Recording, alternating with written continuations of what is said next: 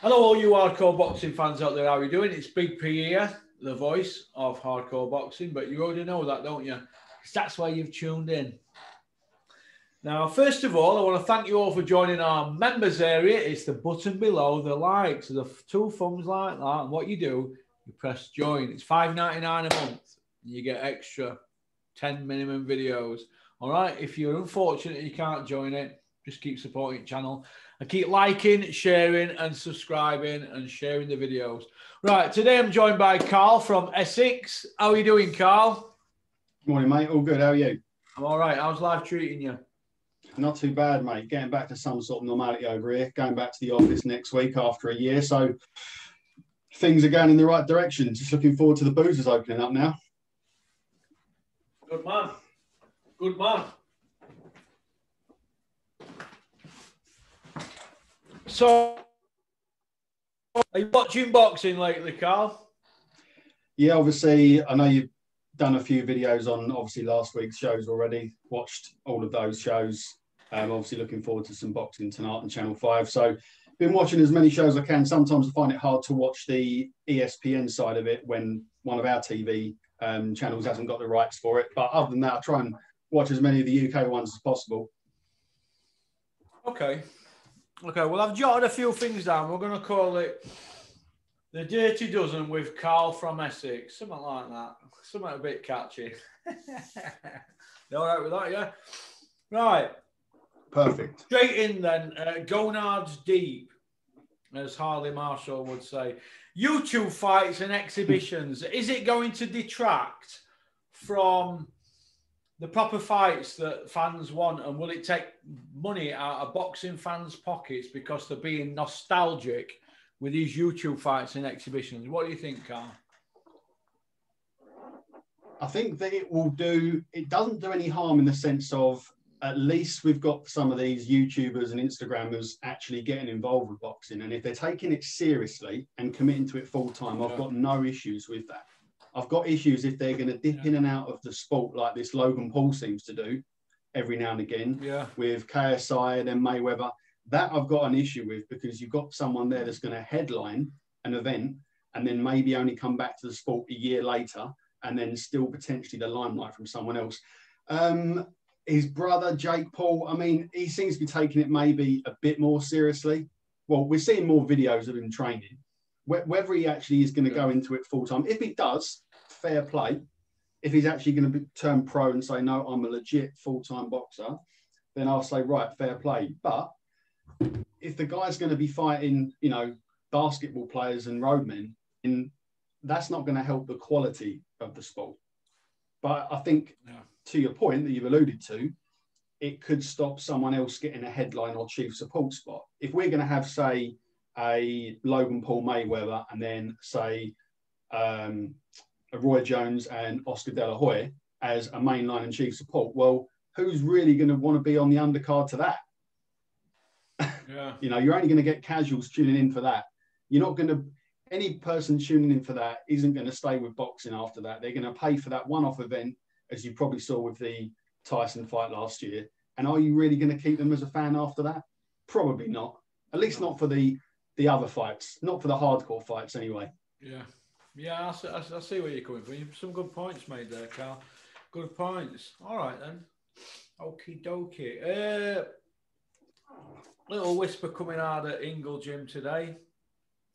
Kell Brooks saying he'll fight Amir Khan. He'll fight Conor Ben. Do we want to see Brooke Khan or Brooke Ben?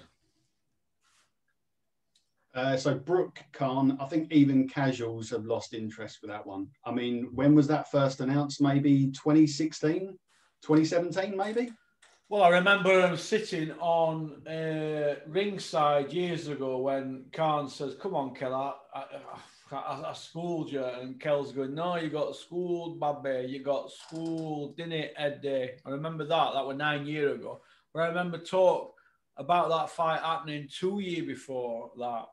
So it's over 10 years now that chat's been going, isn't it? And it's died a death now, I think, hasn't it? Yeah, that I even if you said to me that was going to be on a normal Saturday night Sky show, that is a sort of fight that I'd probably have on in the background on mute while I'm getting on with other things. I've got that little interest in that fight. But you know that that's going to be box office because it's the only way you get those two guys to finally get in the ring. You know, Khan will probably want the majority of the purse. He'll dig his heels. Kell will just agree to it just to keep busy, just so he's got a bit more money to spend down the bar following weekend. But they're both completely out of their depth. I mean, look at both their last fights. I mean, Khan's last fight, I think he had some silly knockover job. But if we say his proper last fight was the Crawford one, I mean, he was just a complete shell of a man in that. And as for Kell Brook, it's just a shame to see how far he's fallen. You know, ever since the Triple G fight, he's never been the same guy. And I think that was the turning point of where he just went downhill. You know. Can we even say that Brook is a gatekeeper anymore at welterweight? No. You know, I see the gatekeepers as Sean Porter and Danny Garcia.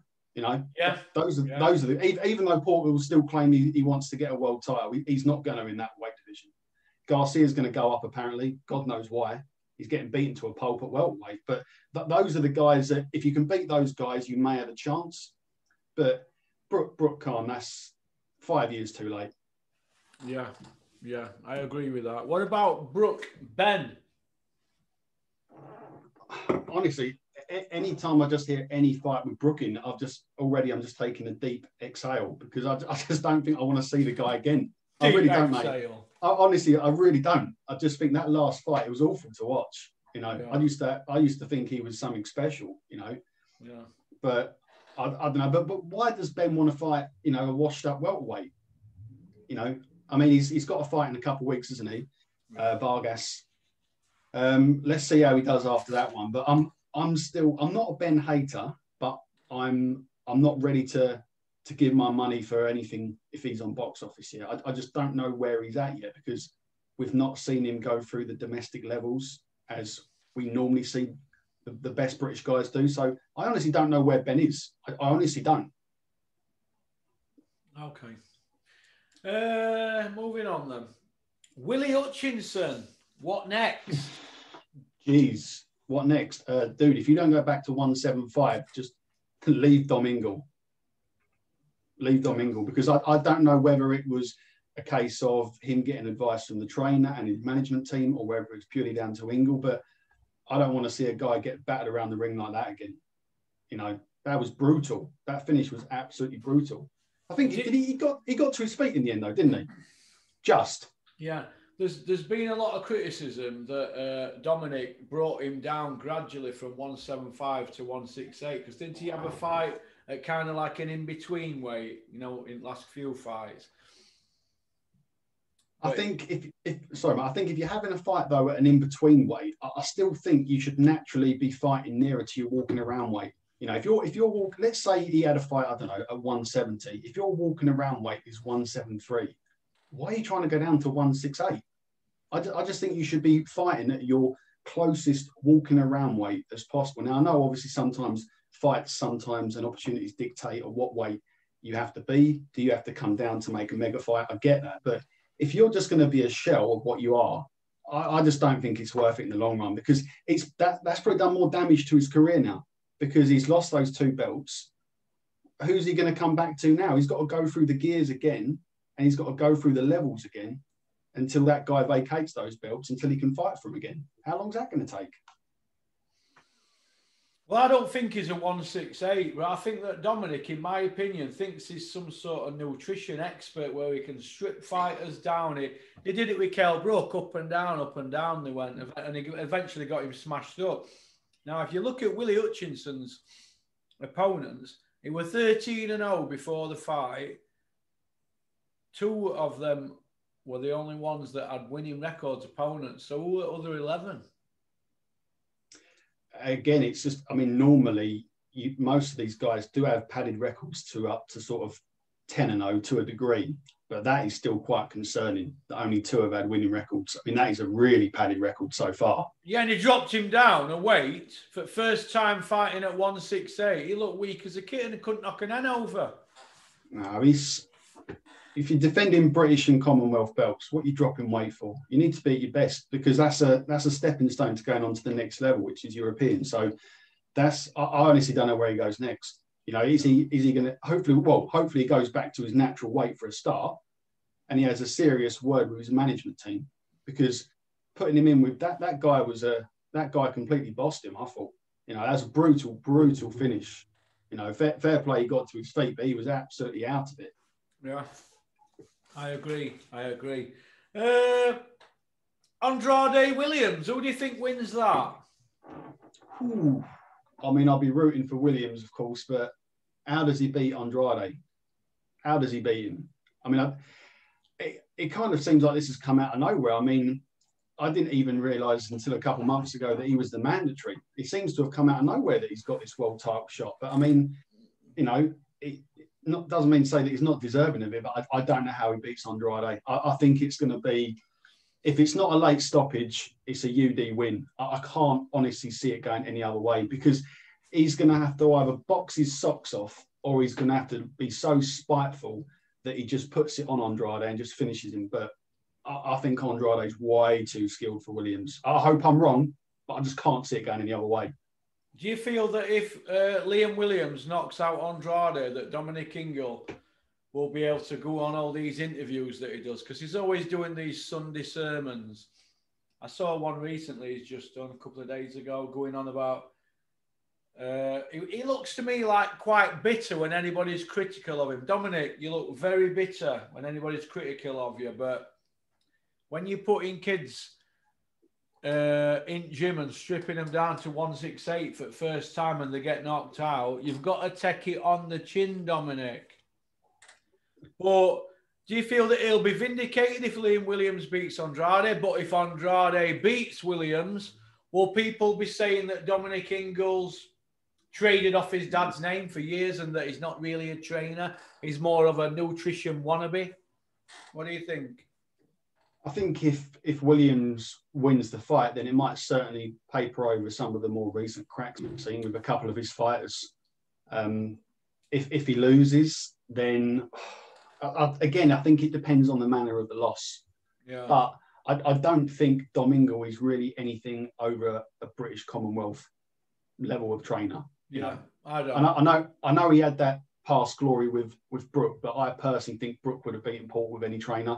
Just personally, I don't think much of that was down to Ingle. But if Williams, and I hope Williams wins for Williams, not for Domingle's sake, you know. But I think he doesn't appear on a lot of videos, not compared to say a Coldwell or, you know, Davidson. You know, that's a whole other story. you know what I'm saying? Those guys just have their own show. I mean, it's getting out. Shane McGuigan. Oh God, they're everywhere, those guys. But I think what you're saying though about him coming across bitter, I'm not even sure if it's that. I think he just comes across like he doesn't want to be in the sport, and he feels begrudged that he's in it because of his dad. It just seems like it's always like he gives an interview like half-heartedly. Like you never know. Sarcastically, aren't you, Dominic? Sarcastic. His interviews are sarcastic. If ever there's a question where people are questioning him, his position, or what he's doing, he makes everything about him, but nobody's allowed to question him. I'll question him, because this is how I look at it. That man's had 3 fighters fail dope tests on his watch. If we have a 4th, is he going to resign as a trainer? That's what I want to know. No matter what line of profession you're in, especially if you're in a profession where you're actually being broadcast to the nation and a lot of the public are paying to watch that, you should be absolutely criticised. Everyone who's in a normal job gets criticism to a degree, because guess what? We've all got bosses, you know. So if he's conducting his profession on national TV, you don't think you're going to be criticised by anyone? Exactly. Come on, man. Of course you are. Fighters are going to be criticised. The cornermen are. The promoter is. That's just how it goes. That's boxing. You're being played out to millions of people on a Saturday night. Yeah, I agree, mate. I agree. Saunders Canelo. Mark Tibbs flies out tomorrow, Sunday. For obviously it's getting to the business end of it now. Has Billy Joe Saunders got a chance? Yes or no, Carl? No, as far as knocking him out.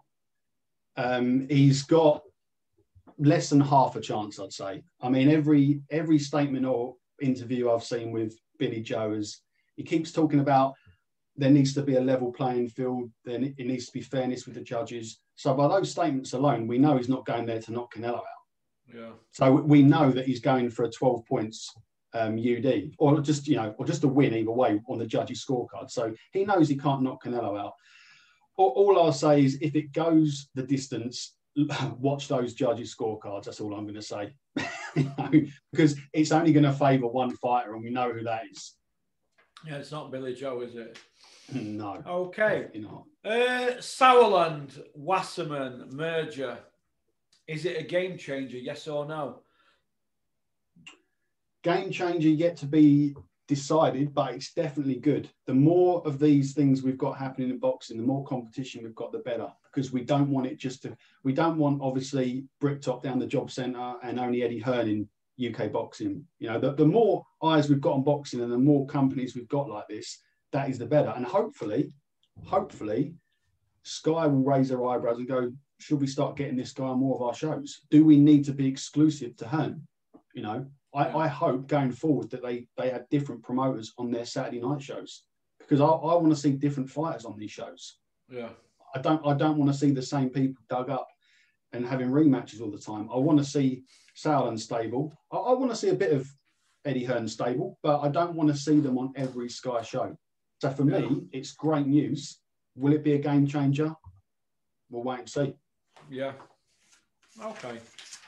Well, Callow was celebrating one with a bottle of bubbly. He loves it. He loves other things more than bubbly. Oh, he does. Not only one. Right.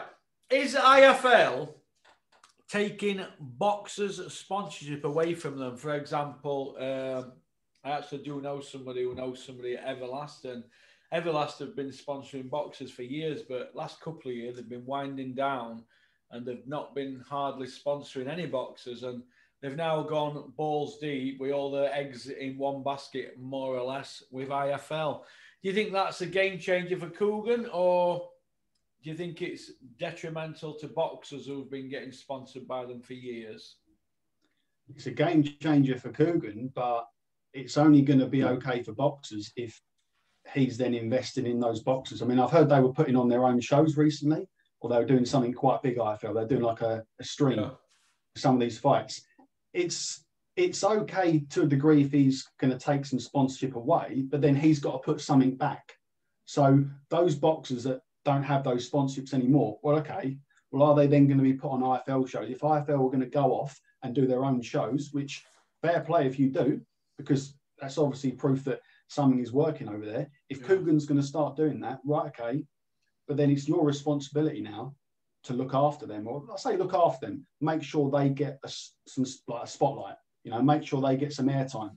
Because if not, what happens to those boxers? How do they fund themselves? Do you feel that there's like a core bunch of 25, 28 people that are on IFL regularly, and that you take them away, nobody else really gets a look in with the PR? The worrying thing is I'm not even sure if I could count as many as 25 or 28. It seems to be the sort of same 10 to 15 that are on all these Sunday, Monday shows. Even throughout the week now, in the build-up, we're going right the way to Wednesday.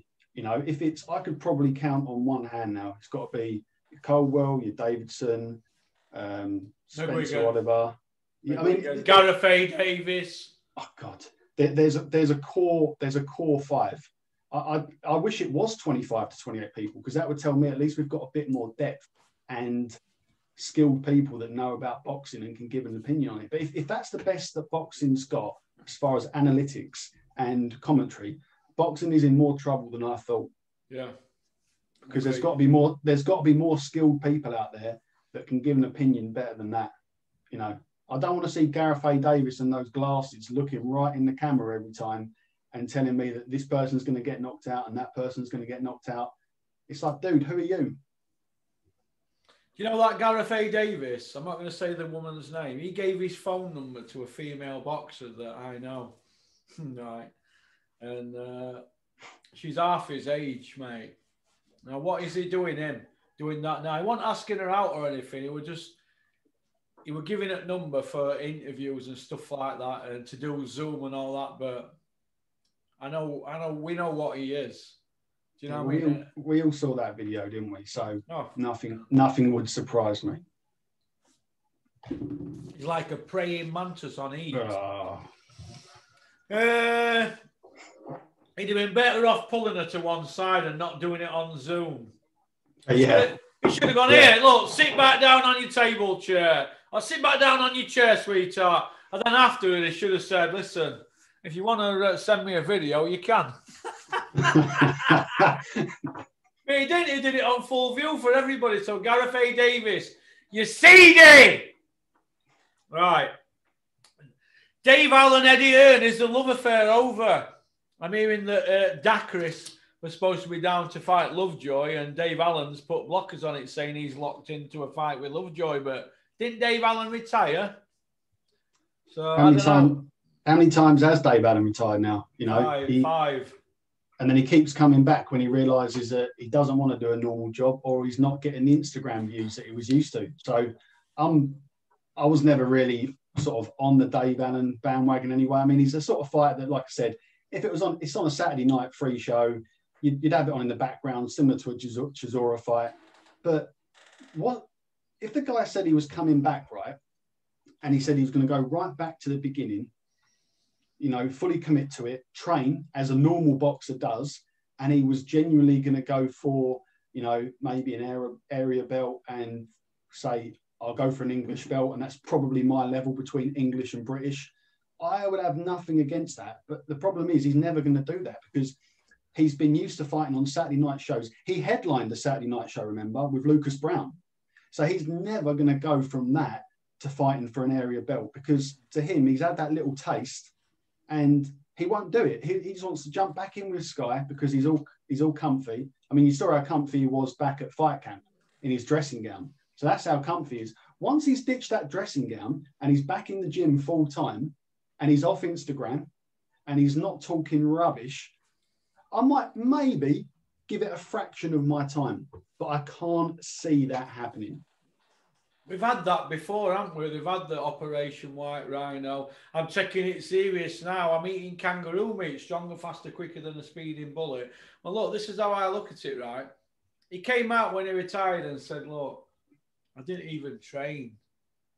And when you're saying things like that, you're trying to be too honest, you're digging yourself a hole because the public won't invest in you.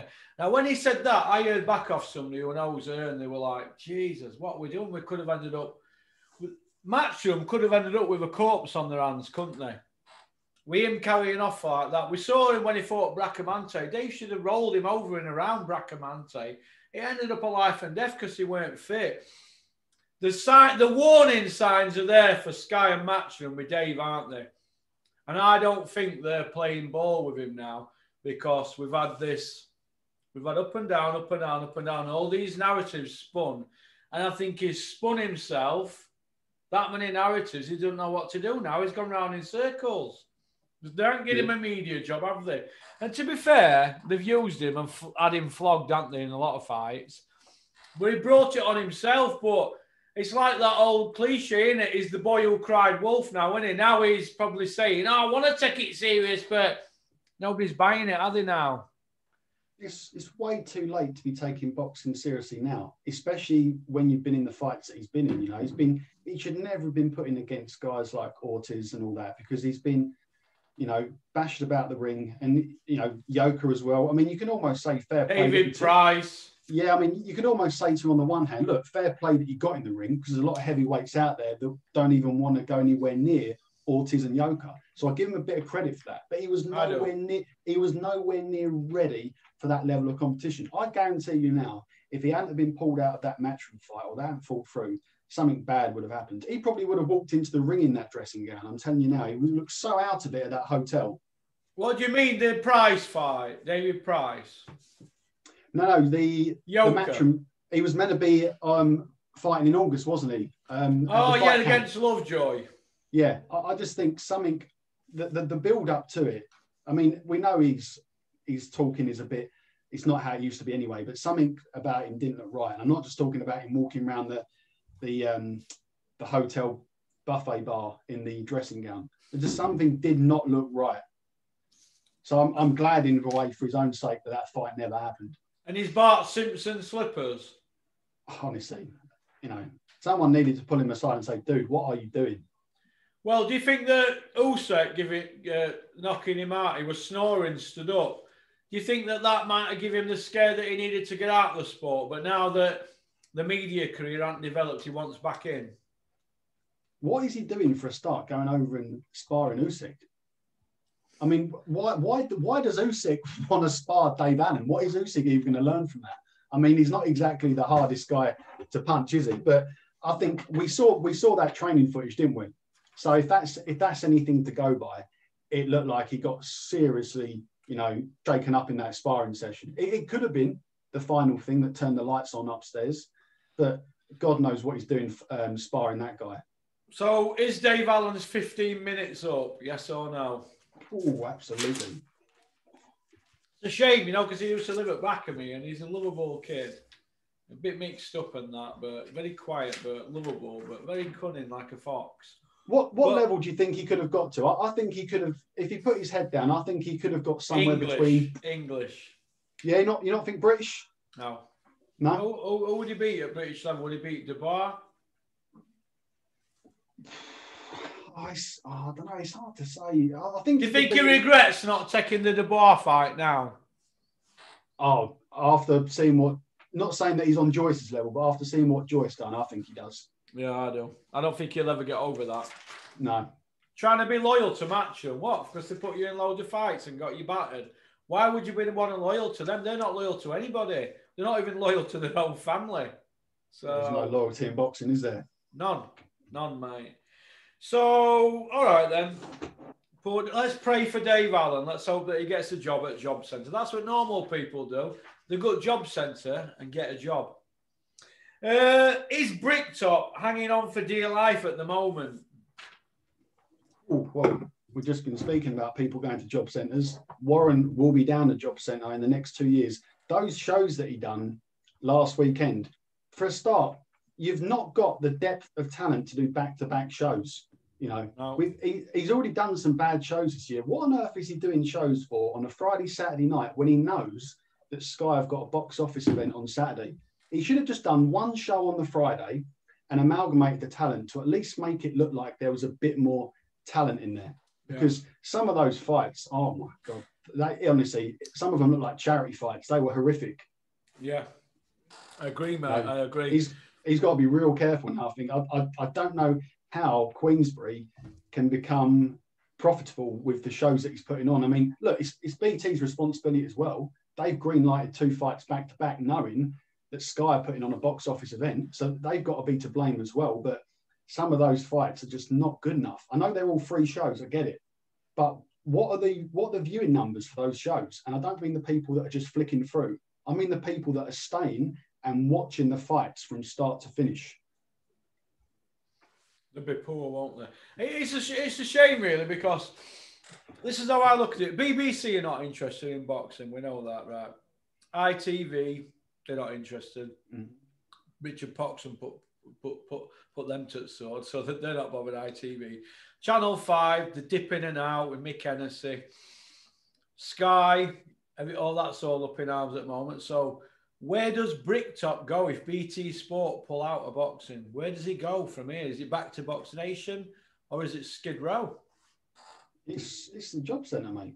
It's the Job Centre. I can't see him coming back because I mean, how old is Frank now? 70, isn't he? Next birthday, 70 next birthday, is he? Yeah, I mean, we can't fault him for effort and ambition with the money that he's got, but the company's losing money each year. Go on Company's House. This is all available in the public domain. You can see the numbers. You don't have to be an expert to work out what's happening over there. Yeah. I'm not into all that, but yeah, I see where you're coming from. All right, then. Wilder Fury trilogy. They've got legal issues. Usyk, he's had step aside money. Shane McGuigan came out on Boxing Social and said that. There's no venue, no date, no country. No fans can attend. So why all these announcements? What's going on here? Well, let's start with Wilder Fury, shall we? This is getting more messier and messier by the week. Yeah, we've got Fury. We've got Big John Fury, your favourite guy, on BT Sport last weekend, coming out saying that we love you, John. he's coming out saying that Tyson's got to fight twice a year, which I agree with. Yeah. But the only way he fights twice this year, bearing in mind we've already lost 3 months, is that if he vacates that WBC or if he fights someone outside the top 15 and the belt's not on the line. But there's no way it's happening any other way. Because if that was the case, why haven't we heard about Tyson having his first fight yet? You know, so he's not fighting this year with the WBC belt on the line, unless, which is a big if, unless that first Joshua fight actually does happen. And bearing in mind, it's definitely not happening in June now, because I think we're almost getting to the 4-week period since that original announcement, aren't we? Yeah. So we've almost been 4 weeks since the big announcement, which was basically it's been signed. Okay, well, where's the venue at? Who's going to be putting on the money, knowing that they're probably not going to be able to get as many people in an arena as they want? So Fury only fights this year if he vacates, which then could jeopardize the Joshua contract, or if he fights someone that's not ranked. Yeah. Well, what about Tyson and Eddie coming out last June saying it's a done deal, 2 fights? That's 10 months ago. Well, that would have been, that would have been 4 months after he originally beat Wilder. So he's probably said something there just to make himself a bit more relevant, just to stay into it. And then he appeared on a few BT shows throughout the year. I think eventually, do you know what's going to happen? I'm not saying it's necessarily Tyson Fury's fault, but I think the public are going to start to lose interest. Not so much turn on him, but I think his popularity is going to completely go downhill. So the time this Joshua fight does happen, the numbers are going to be nowhere near as what they could have been. You know, Joshua is just going to keep. I don't see Joshua staying inactive to wait around for Fury either. He's probably going to end up fighting another old guy just to sort of keep ticking over. He's not going to fight anyone similar to him that's too dangerous. The heavyweight division at the moment this year, I think, Russ, is just completely frozen out. Those belts, like what White's fight last week, it all means nothing because those belts aren't going anywhere this year. They're staying exactly where they are. They either won't fight at all Joshua or Fury. They won't fight anyone else just until they get into 2022 in the hope that fans are back. And then we'll probably see some resurgence saying, right, it's on, press conference, let's go. Yeah, I agree. Frampton Herning tonight, isn't it? In Dubai. It is indeed. Channel 5 have got this one. Fair play to Channel 5, 10 o'clock people. Big up Frampton for getting involved with this one, but I've got the feeling this could be the last time we see him. I know he's only 34, but I don't know, man. I think the guy he's fighting looked in fantastic shape at the weigh-in, and what worries me is I might have to bring up the guy's name on the rankings, but if Frampton was to win, the mandatory for the WBO, I've got his name here, it's Shaka Stevenson. Oh. That guy is a complete beast. So if he does win, he's then got to face a WBO mandatory that he's not going to want anything to do with, believe me. So I think this could be last roll of the dice, top up that pension fund, and then we'll probably see the last of Frampton. Again, look, sometimes it will depend on the manner of defeat. I can't see him winning, though. I've got Erning to beat Frampton. I think Frampton's on the slide, personally. Yeah, I think he took a bit of damage in the, I think since the Warrington fight, he took a bit of damage, didn't he, in that one? Well, it wasn't a complete war, but I think it was very one-sided. And I think he's just, he's got a chance, but I don't give him a big chance in this one. I'll be backing him, but I can't see him beating him. I'd like to see him win, but I think there's too much bullshit around it, in my opinion, to be honest, mate. So, but I wish him all the best. But who knows? He might end up winning, and other guy getting jobbed on cards. I mean, it's in Dubai, isn't it? True. I mean, this is the first time that his opponents fought outside the States. which is quite interesting. So, yeah, the judges, maybe the scorecards won't be completely one-sided. So if it goes 12 rounds, who knows? Yeah. That's it. We've done our dirty dozen. I just want to point out that SYPS UK Limited's horse, Mucker, runs over 5 furlong in Nottingham, 3:30 this week. Probably the favourite.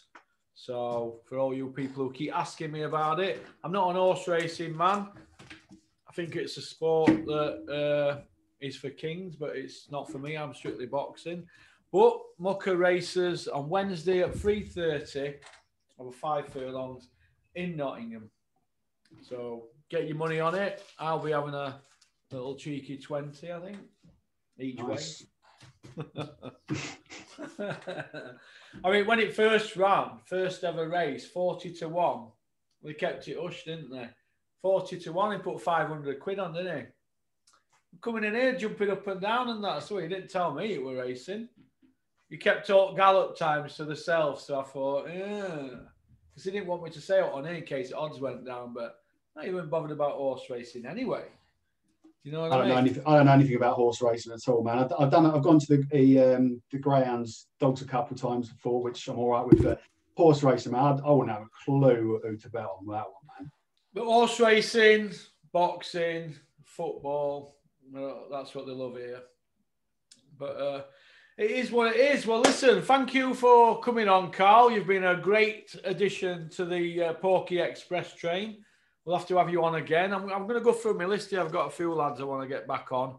We'll just read a few out. Terry Rico, Gareth Morris, Michael Apollo, Richard Towers, Chris Burns, Liam Cameron, Chris Smedley, Cash Alley, Simon Thompson, Ryan Rollo, Mickey Field, John Asumo, Russ Gerard, Jim Montgomery. He's always that politician, isn't he? No politicians on here, Jim. And Chris Ward. Anybody I've missed out, email me, porkycorner@mail.com. It's Saturday, 10 to 11. It's Easter time. I'm going to take my dog for a walk over at Fields now, tire him out. So have a great Easter, Carl, you and your family. You too, mate. All the best. Thanks for coming out. Sorry for coming on. And I'll get this out for 12 o'clock today. How's about that? Sounds good, mate. Have a good one. All the best, Carl. You too. Mate. Bye-bye. Bye.